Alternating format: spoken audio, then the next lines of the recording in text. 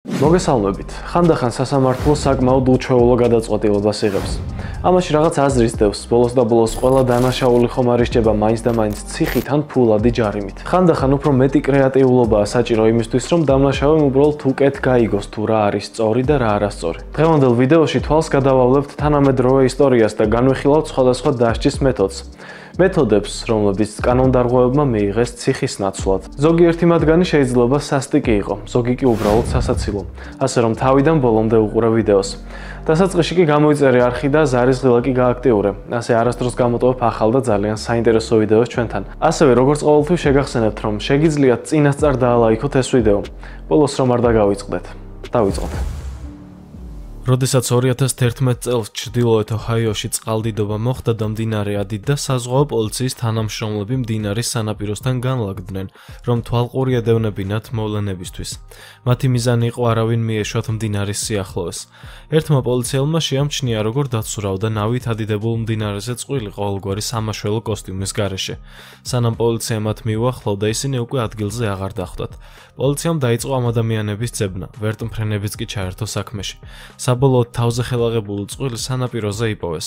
მათ უარყვეს, რომ დაცურავდნენ აკრძალულ დროს მდინარეში. დაახლოებით ერთ თვეში წყვილი სასამართლოს წინაშე წარსდგა. სასამართლომ კი უჩვეულო გადაწყვეტილება მიიღო, რადგანაც მათ ძებნაში ტყუილად გაიფლანგა რესურსი, სასამართლომ უჩვეულოდ დასაჯა ისინი. ბავშვების ფესტივალზე ისინი პატარა გასაბერ აუზში უნდა მდგარიყვნენ მთელი დღე და უსაფრთხოების ჟილეტი უნდა ჩაეცვათ. თან სხვადასხვა ბუკლეტები დაერიგებინათ ხალხისთვის, სადაც უსაფრთხოების წესები იყო ახსნილი. საკმაოდ უჩვეულო დასჯის მეთოდია. სირცხვილის ფლეიტა. შუა საუკუნეებში არა მარტო მძიმე დანაშაულისთვის ჯიდნენ ხალხს, არამედ სხვა უფრო მსუბუქი დანაშაულისთვისაც. შეიძლება დაესაჯათ ისეთი ადამიანიც, ვინც მაგალითად შეურაცხყოფას მიაყენებდა მეზობელს. ამისთვის არსებობდა ერთგვარი დასჯის მეთოდი, სირცხვილის ფლეიტა. როგორც წესი, თავიდან ამ სასჯელით ცუდი მუსიკოსები ისჯებოდნენ, მაგრამ დროსთან ერთად ჩვეულებრივ დამნაშავებსაც ჯიდნენ ხოლმე. თუმცა ამ მუსიკოს მთელი ქალაქის ქუჩები უნდა შემოეარა ფეხით და თან კისერზე სირცხვილის ფლეიტა უნდა ჩამოეკიდა. ფლეიტა მძიმე ლითონისგან იყო გაკეთებული. ის არ უკრავდა, უბრალოდ ფორმა ჰქონდა მუსიკალური ინსტრუმენტის.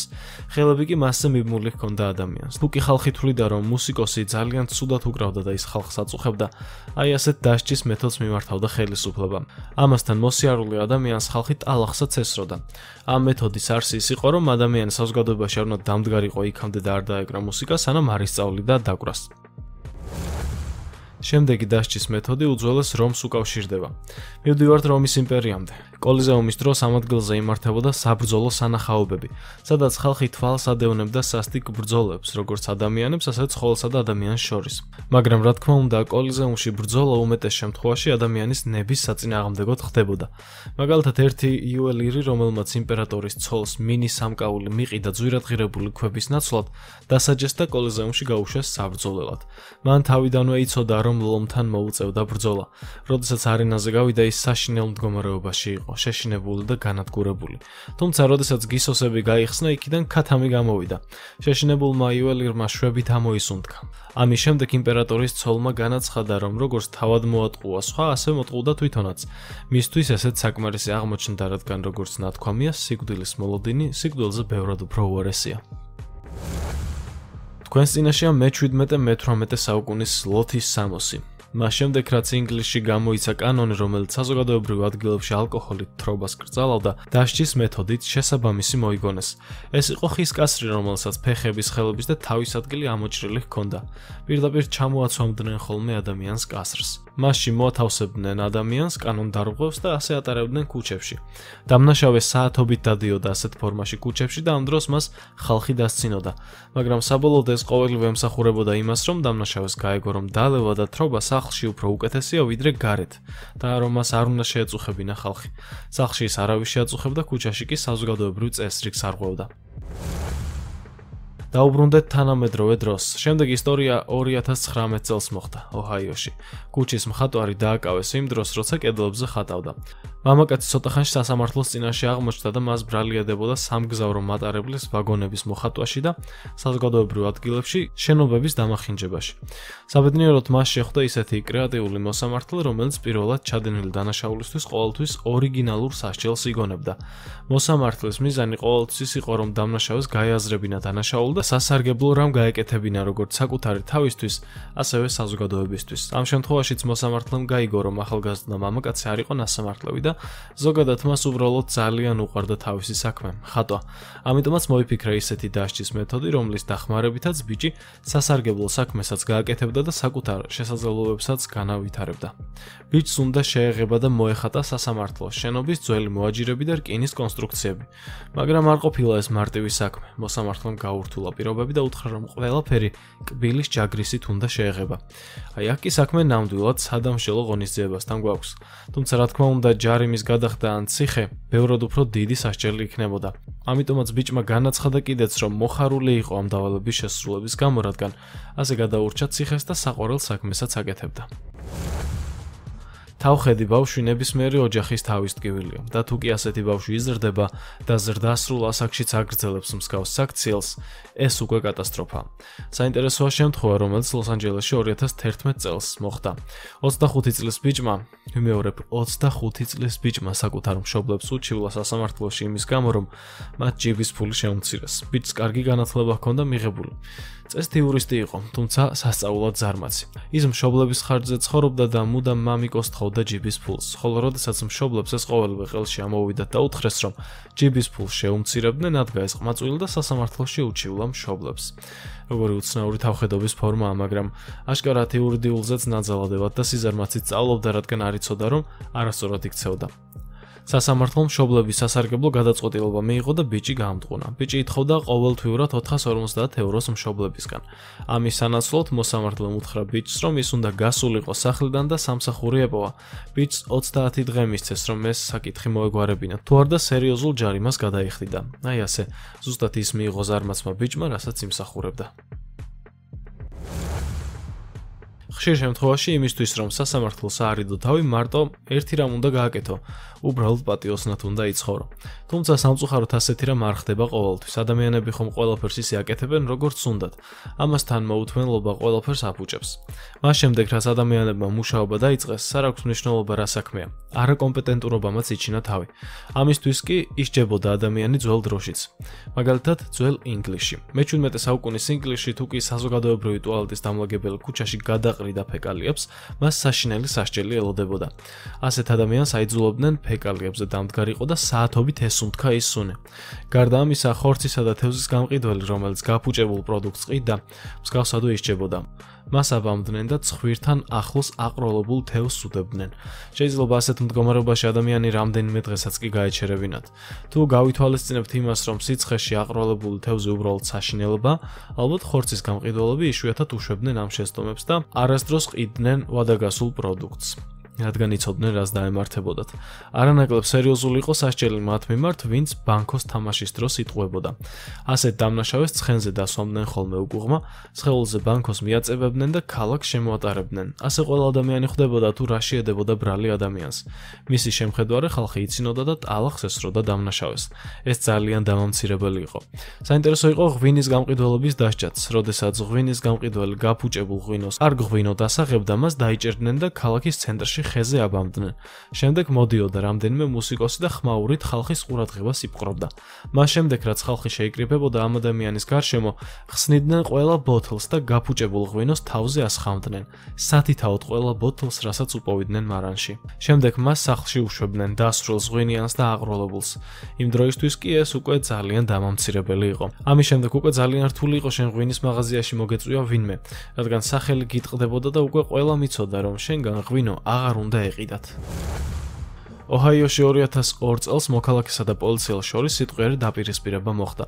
მამაკაცმა პოლიციელს ღორი დაუძახა. რა თქმა უნდა, პოლიციელს არ მოეწონა ეს და შეურაცხყოფისთვის კაცი დააპატიმრა. მას ხელბორკილები დაადო და განყოფილებაში წაიყვანა.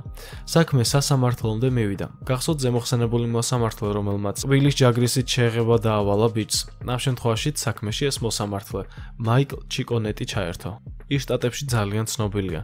მოსამართლე და ხუთი შვილის მამა მაიკლ ჩიკონეტი პროკურორებს ხშირად აძლევს უფლებას განაჩენი თავიანთი შეხედულებისამებრ გამოიტანონ.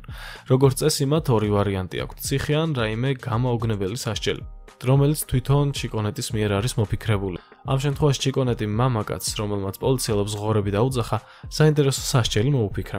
სასჯელად მას დაეკისრა ქუჩაში 150 კილოგრამიან ღორთან ერთად საზოგადოებრივი თავშეყრის ადგილზე დგომა და ხელში დიდი წარწერის დაკავება. ეს პოლიციელი არ არის. იმისთვის, რომ ძველ რომში მტრისგან საჭირო ინფორმაცია მიიღოთ, სხვადასხვა მეთოდს მიმართავდნენ. რა თქმა უნდა, წამების მეთოდებზე უბრალოდ ვერ ვისაუბრებთ, რადგან ეს დიდი სისასტიკე იყო, მაგრამ ერთ-ერთი მათგანი შედარებით მსუბუქიც იყო. ამიტომაც მას მოვიხსენიებთ. ეს მეთოდი იყო ასეთი: დამნაშავეს ფეხის გულებზე ასხამდნენ მარილიან წყალს, შემდეგ კი მას აბაბდნენ და თხა ულოკავდა ფეხის გულებს. ეს საკმაოდ რთული გადასატანი იყო. თავიდან ყველაფერი ისტერიული სიცილით იწყებოდა, რადგან ეს პროცესი სასიამოვნოც კი იყო. მაგრამ თხა არ ჩერდებოდა და შესაძლებელი იყო, რომ კანის ფენაც კი მოეშორებინა ფეხის გულიდან. შემდეგ კი იწყებოდა სასტიკი ტკივილი, რომელსაც უმეტესობა ვერ უძლებდა და გონებას კარგავდა. როდესაც მისურის შტატში ირმებზე ნადირობა აიკრძალა, გამოიცა კანონი, რომლის მიხედვითაც მხოლოდ ერთწლიანი პატიმრობა ცოტა იყო. ერთი მამაკაცი, რომელიც აღნიშნულ დანაშაულში იქნა მხილებული, დააპატიმრეს და სასამართლოს წინაშე წარადგინეს. როგორც გაირკვა, ეს კაცი უმოწყალოდ ხოცავდა ირმებს მხოლოდ და მხოლოდ მათი რქების გამო. რქებს ყიდა და ფულს გამოიმუშავებდა, მთელს ხელს კი აგდებდა, საკვებადაც კი არ იყენებდა. ამის გამო მას ბრალი ედებოდა ეკოსისტემის განადგურებაში. სასამართლომ მას ერთწლიან პატიმრობასთან ერთად საინტერესო განაჩენი გამოუტანა. პატიმრობის განმავლობაში მას ბემბისთვის უნდა ეყურებინა და ეს არ მოხდებოდა მხოლოდ ერთხელ, არამედ მთელი წლის მანძილზე, დღეში რამდენიმე საათს. ვიმედოვნებთ, რომ ასეთი სასჯელის შემდეგ კაცი გაიაზრებდა, რომ არ შეიძლება ირმების დახოცვა ასე უმოწყალოდ. რომც არ გაიაზრებინა, ღირსიც იქნებოდა, რომ მთელი წელი ერთი და იგივე კადრები ენახა. შუა საუკუნეებში გერმანიაში გაჩნდა საინტერესო დასჯის მეთოდი. ეს განსაკუთრებით იმ ხალხს ეხებოდა, ვინც საზოგადოებრივ ადგილებში ხმამაღლა კამათობდა. მოკამათე ადამიანებს თავზე ჩამოაცვამდნენ სპეციალურ ხის ფორმას, სადაც ისინი პირისპირ დგებოდნენ. შემდეგ უკვე ხელებს გააყოფინებდნენ ხელში და ისინი თავს ვეღარ გაითავისუფლებდნენ. მოკლედ, მათ შეეძლოთ ყველაფერი ეთქვათ ერთმანეთისთვის, რაც გულში ჰქონდათ. ისინი ასეთი ფორმით დადიოდნენ ქუჩაში, იქამდე სანამ არ შერიგდებოდნენ. ამ ყოველივეს კი ხალხი უყურებდა და უდიდეს სირცხვილად ითვლებოდა ეს. მაგრამ ეს დასჯა არ ეხებოდა მათ, ვინც ფიზიკურად უპირისპირდებოდა ერთმანეთს, რადგან ასეთი მოწყობილობის მიუხედავად მათ მაინც შეეძლოთ ფეხებით ეჭხუბათ ან ერთმანეთისთვის შეეფურთხებინათ. მოგვიანებით ეს ხელსაწყო ერთ ადამიანზე მოარგეს. მას ძირითადად იმას უკეთებდნენ, ვინც ხელისუფლების მიმართ შეურაცხყოფელ სიტყვებს იძახდა. ეს ძალიან დამამცირებელ რამედ ითვლებოდა, მაგრამ რომელი უკეთესია, მარტო იყო შებმული ასეთ დამამცირებელ უღელში თუ სხვა ადამიანთან ერთად. მე-16 საუკუნეში ევროპაში არსებობდა ერთგვარი დასჯის მეთოდი, რომელიც ფორმით ძალიან ჰგავს დღევანდელ ეგრეთ წოდებულ აიწონა დაიწონას. მაგრამ დამიჯერეთ, ვისაც ის გამოუცდია, ნამდვილად არ ქონია მხიარული წუთები. ასეთი დასჯის მეთოდი ძირითადად ბოროტ ჭორიკანა ქალებს, მატყუარა ვაჭრებს და ქურდებს ეხებოდა. ადამიანს დასვამდნენ სკამზე და მას მდინარეში ან ტბაში ჩააყვინთინებდნენ რამდენჯერმე. ამ სასჯელის მიზანი ტრამვირება არ ყოფილა. წყალი ძალიან ცივი იყო და საზოგადოების წინაშე ასწავლიდნენ მას ჭკუას, რომ ის რასაც აკეთებდა, არასწორი იყო და მავნებლობად ითვლებოდა. ყველაზე მეტად ეს სასჯელი დამამცირებელი იყო, რადგან ადამიანს სახელი უტყდებოდა. ეს მეთოდი იმდენად გავრცელდა, რომ შუა საუკუნეების ხელნაწერებში და პოემებშიც კი ხშირადაა ნახსენები. ჩაცმულობას ბევრი რამის თქმა შეუძლია ადამიანზე. ამის ნათელ მაგალითს წარმოადგენს შუა საუკუნეების დასჯის კიდევ ერთი მეთოდი. იმ დროს დასჯის მიზნით ხშირად აცვამდნენ დამნაშავეს სპეციალურ ფეხსაცმელს ან ტანსაცმელს, რაც როგორც წესი ამოსაცნობი ნიშანი იყო, რომ ეს ადამიანი ისჯებოდა. საზოგადოება ხვდებოდა, რომ ვინც კონკრეტულ სამოსს ატარებდა, დამნაშავე იყო. შესაბამისად ეს სამარცხვინოდაც ითვლებოდა. ერთ-ერთი ასეთი მეთოდი იყო თეთრი ზეწარის გადაფარება თავზე და ტაძართან ახლოს მუხლებზე დგომა. ასეთ დროს ადამიანი ახლობლებს და ნათესავებს ჩადენილი დანაშაულისთვის პატიებას თხოვდა. მას შემდეგ, რაც გარშემო ყველა გულიანად იცინებდა ამ ადამიანზე, შემდეგ პატიობდნენ დანაშაულს. გარდა ამისა, დამნაშავეს სპეციალურ ლითონის ნიღბებს უკეთებდნენ, რომელიც ძალიან მძიმე იყო და ასეთი ფორმით ატარებდნენ ქუჩებში. მაგალითად, ვინც დამნაშავე იყო, ტყუილების თქმაში უკეთებდნენ ნიღაბს, რომელსაც გრძელი ლითონის ენა ჰქონდა გამოყოფილი. ასე ხვდებოდა ყველა, რომ ეს ადამიანი მატყუარა და ჭორიკანა იყო. ხოლო ადამიანს, რომელიც დამნაშავე იყო მუქთახორა ცხოვრებაში და მუდამ სხვის ხარჯზე უნდოდა ცხოვრება და მუშაობა ეზარებოდა, ღორის ნიღაბს უკეთებდნენ. ასევე საინტერესო ნიღბით ჭდიდნენ იმ ადამიანებსაც, ვინც სუფრასთან ღორივით იქცეოდა და სხვების საკვებსაც თავად ჭამდა. შემდეგი სასჯელი მაიკლ ჩიკონეტის უკავშირდება. ეს ყოველივე ისევ ოჰაიოში 2007 წელს მოხდა. ეს კაცი ნამდვილი კოლექციონერია განსაკუთრებით ორიგინალური სასჯელებისა. მას შემდეგ რაც სამმა ახალგაზრდა მამაკაცმა შეურაცხყოფა მიაყენა პოლიციის თანამშრომელს, ისინი ჩიკონეტის სასამართლოს წინაშე აღმოჩნდნენ. მოსამართლემ დამნაშავეებს ორი ვარიანტი შესთავაზა. 30 დღე ციხეში ან მთელი დღის განმავლობაში ქათმის კოსტიუმში დგომა ქალაქის ცენტრში. რა თქმა უნდა, მათ ქათმის კოსტიუმები აირჩიეს. და ბოლო, მამაკაცებმა 2001 წელს ოჰაიოში ჩაიდინეს დანაშაული, რომლის გამოც 60 დღიანი პატიმრობა ემუქრებოდათ. თუმცა მოსამართლეს აწუხებდა ის ფაქტი, რომ ციხეები გადავსებული იყო პატიმრებით და როდესაც საჭიროება რეალურად შეიქმნებოდა უფრო მძიმე დანაშაულისთვის გაეგზავნა დამნაშავე ციხეში, იქ ადგილი უკვე აღარ იქნებოდა. ამიტომაც მან რაღაც ორიგინალური მოიფიქრა. ორ მამაკაცს ბრალიადებოდა მავნებლობაში. მათ საკუთარი შარდი ჩაასხეს მინის ბოთლებში და სკოლის შენობას ესროლეს. მოსამართლემ კი გადაწყვიტა, რომ მათი ეს მამაკაცური ეგო დაემშვიდებინა. მოსამართლემ აიძულა მამაკაცები 1 საათით ქალაქში გაიარათ ქალის ფორმით. მათ გაუკეთეს მაკიაჟი და ჩააცვეს ქალის ტანსაცმელი. ასეთ ფორმაში კი მთელი ქალაქი შემოიარეს. აი ასეთი უცნაური, სასაცილო და საინტერესო იყო დასჯის მეთოდები, რაზეც დღევანდელ ვიდეოში ვისაუბრეთ. მთლიანობაში ჩვენი ვიდეოც დასასრულს მიუახლოვდა. გმადლობთ, რომ თავიდან ბოლომდე უყურეთ. გამოიწერეთ არხი და დაელოდეთ სიახლეს. დროებით.